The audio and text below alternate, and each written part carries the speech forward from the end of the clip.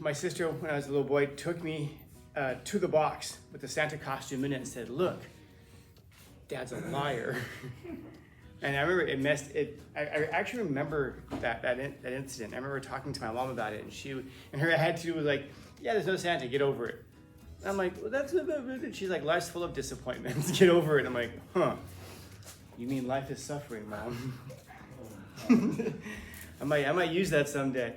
I hesitate because it sounds like a 5-year-old question, like a 5-year-old philosopher's question. How do you know the things that you know? I just know. Yeah, but how do you know that you know? Oh my God, why does it matter? And it matters, I mean, obviously it matters how you know what you know if you're building airplanes, right? And it matters how you know what you know if you're building buildings. Like, how do you know that this skyscraper is gonna stand up? Bro, trust me. I saw this TikTok once, and we want more than that. But there are other things in our lives that are the harder answers, by the way. What's the proper thing to do in a situation? What's the best way to be a man? What's the best way to be a woman? What's the best way to be a human? What's the best way to be a teacher? What's the best way to be an engineer? What's the best way to be a police officer or a father or a mother or any role that you take on in life? Think about how much time you guys have spent studying English language arts. Think about how much time you have spent studying chemistry versus how much time you have spent thinking about what it is to be a good person. Many people have spent more time posting about abortion than they've actually spent thinking about abortion. Is there anything that's more important than learning how to be a good human being, what it is to be a good person, and to therefore carry it out and do it? That's because you have the capacity to study yourself and become a better runner. A better human being.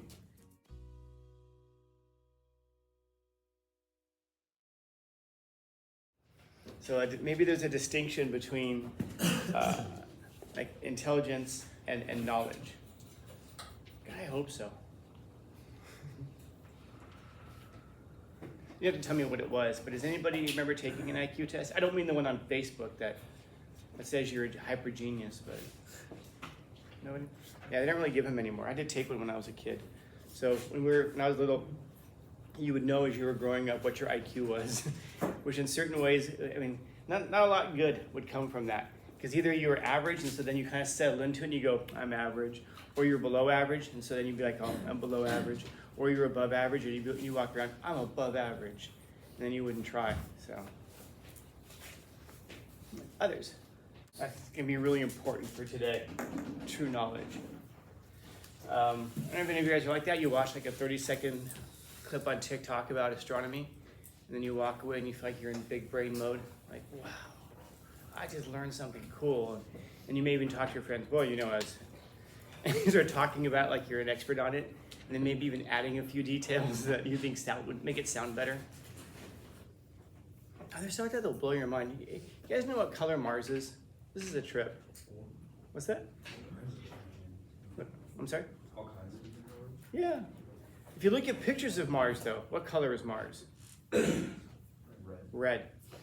That's because they red filter pictures of Mars. Isn't that a trip? It's like, what color is Mexico?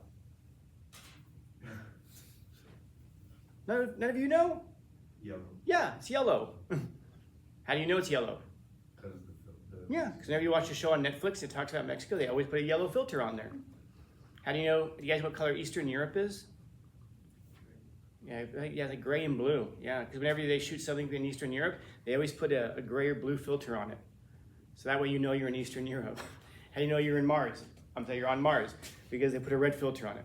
But you can see unfiltered pictures if you Google. Oh, shut up! I just ended class again.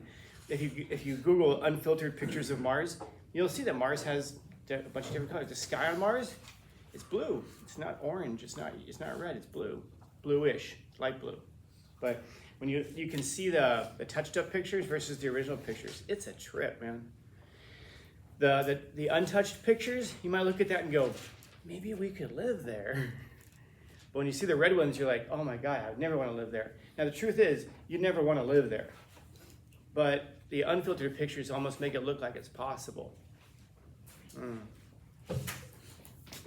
Ideas are everywhere. You get ideas about all kinds of stuff. We were talking the other day off your anticipation guide. I'm really glad I added that question on there. What are some things that you used to believe were true that you later found out weren't true? Because I got some really, funny answers from you guys. I think you guys probably had the best answers of all my classes. Even by the time I got to sixth period, I was asking them, they were just kind of staring at me, and I was like, oh my gosh, you guys should have heard second period. They were so funny. And then the whole class I kept saying, oh man, today's second period was doing this and that. And they're like, enough with second period. Say something. They had a few funny ones, but there are all kinds of things that you used to believe that you later find out are not true, and it completely changes your worldview. Even something as silly like Santa. There's no such thing as Santa. I wonder if that shook any of you guys. And I don't remember if it was in this class I told you how I found out there was no Santa. I was a little kid, my sister took me to the box. My dad used to dress up as Santa. And, Christmas, wake us up, put the presents down, then he would leave. My sister, when I was a little boy, took me to the box with the Santa costume in it and said, look, Dad's a liar. And I remember I actually remember that incident. I remember talking to my mom about it, and her attitude was like, yeah, there's no Santa, get over it. And I'm like, well, that's, she's like, life's full of disappointments, get over it. And I'm like, huh, you mean life is suffering, Mom? I might use that someday. But yeah, like ideas, think about the kinds of things that you get ideas about. Like I had this idea that if anybody in here is ticklish, I have an idea that you also have a low threshold for pain. You're probably very, very weak in terms of pain thresholds. Now, is there any evidence for this whatsoever? No, not even a little bit. There's no research on this. And my point is, it makes sense if you don't think about it too much, right? Like most ideas, it makes sense if you don't think about it. And that's where a lot of silly ideas come from. They make sense if you just don't think about it. Bro, trust me, okay? It makes sense if you don't think about it. And like, oh, okay. A lot of ideas, but think about the things that you know.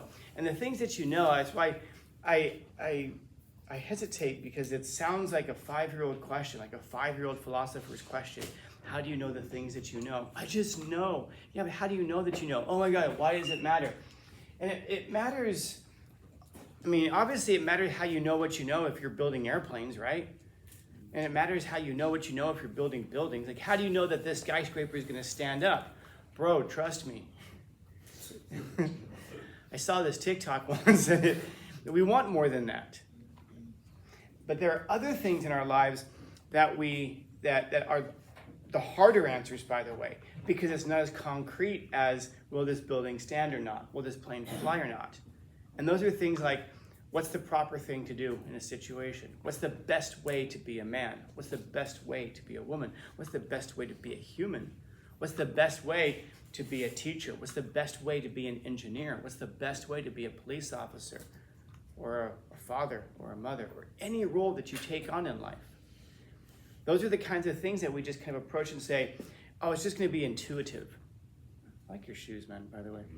It's the kind of thing that we just think it's going to be intuitive. Like, you just know, or you're just going to figure it out. I think about how much time you guys have spent studying English language arts. And you don't even want to do that. But think about how much time you spent studying it.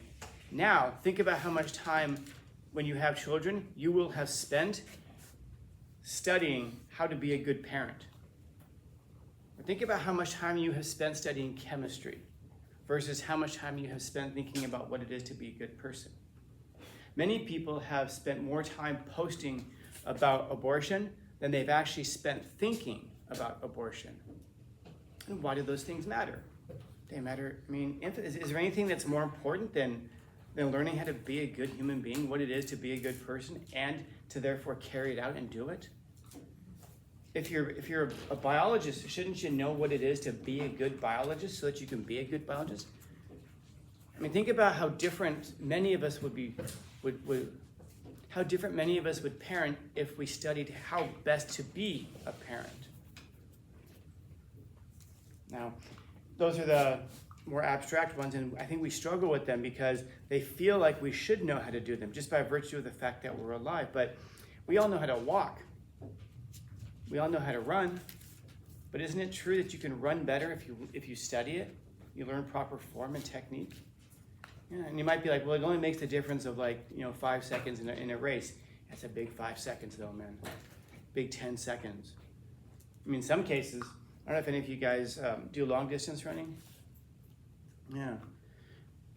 Your proper form in long distance running could be the difference between finishing a race or even getting injured or not in a long distance race. Now when I run, I don't know what it's called, but it's when your feet don't land you're supposed to land on the balls of your feet as you run, but my foot lands like this, naturally. Now I could just sit there and go, that's just the way I am. Love me for who I am. If you can't handle my running at its worst, you don't deserve my running at its best. But when I do this, I get severe knee pains. And I mean debilitating, you can't walk for a couple of days. So I could, I guess, keep running, because I do half marathons. I guess I could keep running and landing like this, and every time going through tremendous pain, and then wondering, why don't things ever work out for me? Or I could actively, every time I run, correct myself. So even though it's annoying, and even though it's literally a step-by-step exercise to get to the point where I land properly, but I'm not gonna have injuries. Not only will I run faster, I'll finish, but I'll also not get injured. Now that's an analogy, it's the same thing for being a human being. I guess you could just kind of stumble through life landing wrongly and then thinking, oh my gosh, why do things we're not going my way, why do I keep getting injured? That's because you have the capacity to study yourself and become a better runner. A better human being. And see that things work out better for you. Some people, it just becomes a natural process. I guess if you do it long enough, you study it enough. Some people, it's a step-by-step process as you run, literally step by step, by step by step. But the question is, do we want to put in the work to do that? And it's hard because it's hard to see the long-term benefits of something like that. If you build a building and you don't build it correctly, you see pretty fast that the building doesn't stand, it collapses. And you say, I guess I shouldn't have done that. And the stakes are higher. Other lives are ruined, not just yours. But the truth is that whether we're good people or bad people, other lives are affected by our lives. How we live our lives. If we say, I just live my life, I'm not impacting anybody else. All of us impact somebody else in the way that we live, whether we want to or not. And even if we can't see it immediately, what we can do is see forward. In other words, if any of you guys want to be parents, ask yourself, if you had a child today, what would you do to raise that child so that it would be better? I would give it love. How much? Can you give a child too much love? You can make a child the center of the universe and make them feel like the most loved person that faced the planet, and then that makes them completely spoiled, and no one can ever match that level, that standard. And you're going to set them up for a life of disappointment, and they're going to be and other people as well who interact with them. It isn't, so how much do you love them? You love them enough to also discipline them, to also let them know when they're wrong. It doesn't feel like love, but it is. And that's why, being a parent, I don't envy anybody who does it, but I understand the importance of a job like that. Every jerk you encounter in life had a parent. Understand? Everybody who parks and takes up 2 parking spaces and walks away from it had a parent. And they learned this from somewhere. They learned that it was okay to be this way, it was okay to do that. Every annoyance that you encounter from somebody was raised by somebody, and they're a product of all of that. And so there's nothing that you can do to change the world more than changing yourself, of course, first and foremost, but also changing the people that you have direct responsibility over, like your children. Shape them up. Doesn't mean they're going to go exactly the way you want them to, but it's the same with a building. But shouldn't you give it the best foundation possible? You can't control if the earthquakes come. You can't control if the hurricanes come, but you can control the foundation that you build those buildings on. You can study architecture enough to know how best to hold up against those things. But if a tsunami comes, a tsunami comes. I think we've talked before in this class about the serpents, yes? There are serpents in the garden. There are serpents in life.